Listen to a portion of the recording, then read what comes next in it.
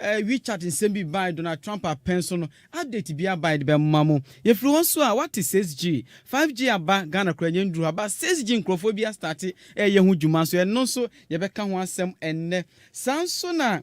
coin be by CFN Dubaicoin. Then also update about Dubai government and also the Sembia ba almost a yellow crest on no Taisa coin way chi. iOS 15 by within this week iPhone for Mutia Sempa update be was so.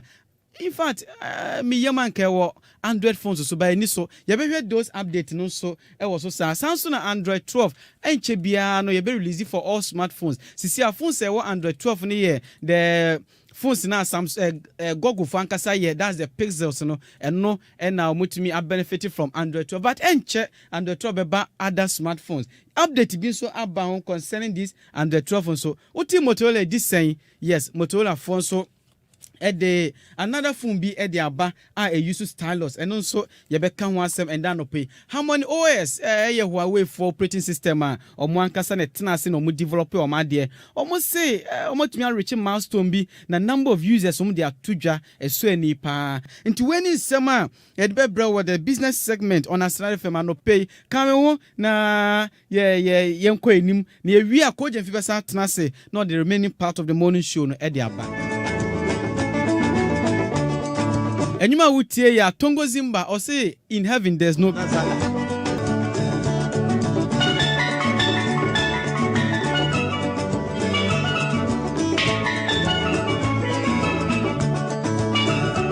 Yenyina ya tise 5G yamba Ghana had the highest network rate 4G and no krana say MTN Vodafone 4 and the what 4G now 5G buy around 2 years ago krana 5G buy yeah that's what 4G na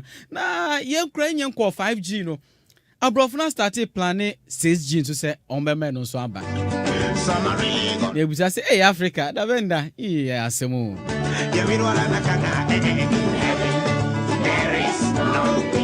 so person who difference be 4G any 3G on say free 3G na call 4G now 4G 500 times faster than 3G 4G 400 times faster than 3G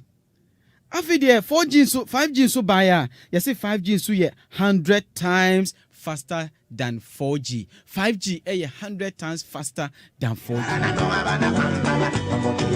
and adian ka the 4G download anka 1 megabyte per second have the be 100 megabyte per second wow we be drinking by the that's what 4G into the nyendro so have the 6G so ba na 6G be say Finland any Japan and come with album say omo the 6G be ba no ma start your research na denti omani abreak cross on your research no mo so introduce 6G ni say China for the me say China for the can because this year China for your margin is already important starting fin of last year November China for a day satellite back with the akoyema or ma start experimenting 5G 6G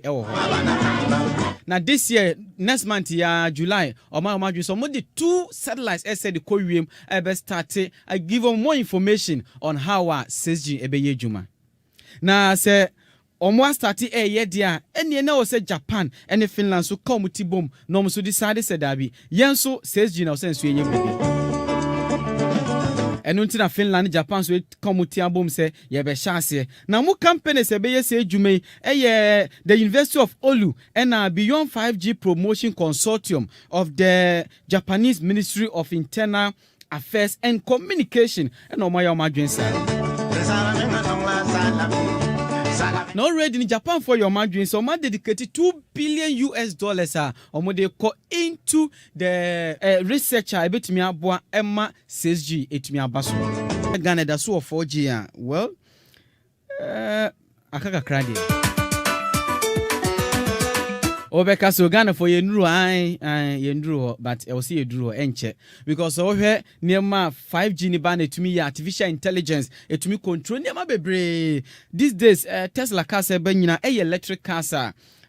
kwa enu ankasa it me drive no ho na enu to me kire se cars bi wo nim e bia 2 meters away car bi asay si ho these things needs faster internet and say to me access yebedru ho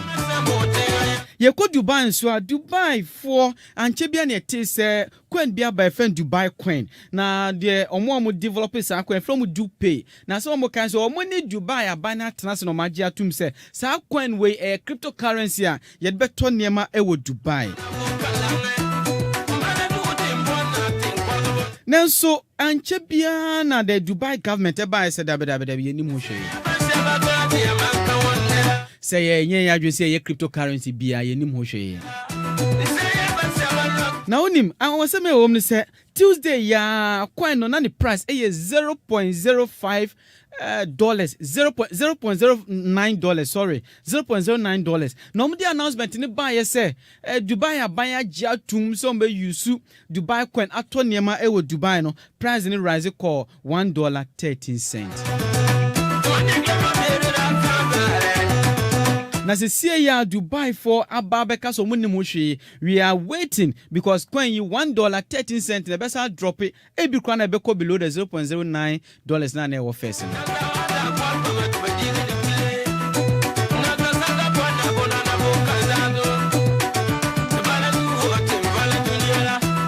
Now first of all no maminka we iPhone 6s for omom use iPhone 6s to say abrewa money koje film no ombetumi update to iOS 15. That is really impressive because you see wow we use we bia say we use Android so phone no enye latest Android 12 year be want me update me use Samsung S9 Android 12 year be and want me mami update but iPhone 6s with this 6 years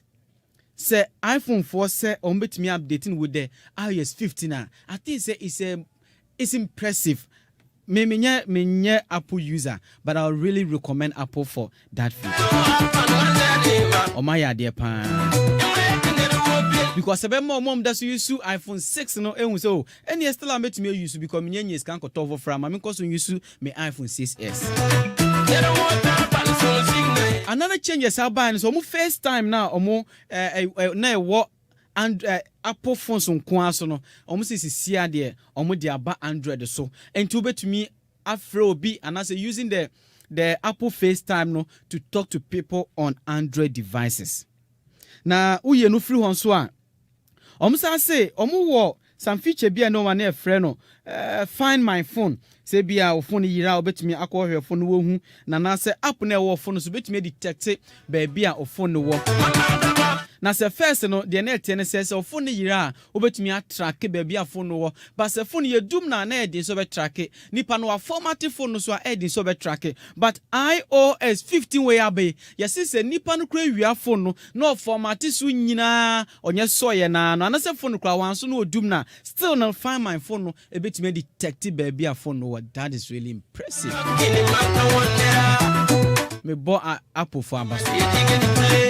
I think say I was say Google so here we suana omutumi ma bibi say eba the Android platform so because currently say phone ye dum no na say phone yira na say format so answer ye dum phone na o search and na say o connect na o search for phone na emma but iOS 4 say Apple 4 say de sa iOS 15 no update no de sa feature count to be real phone no format so and also do phone kwa no so ya still obetumi track hu ba bia phone no that is from Apple.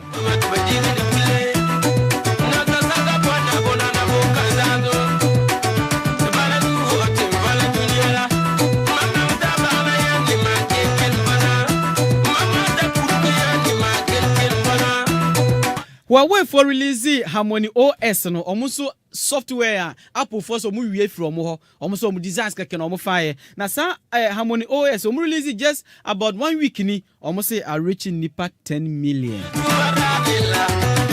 into kwa channel nipa 10 million and they use operating system mi ewo omo phone so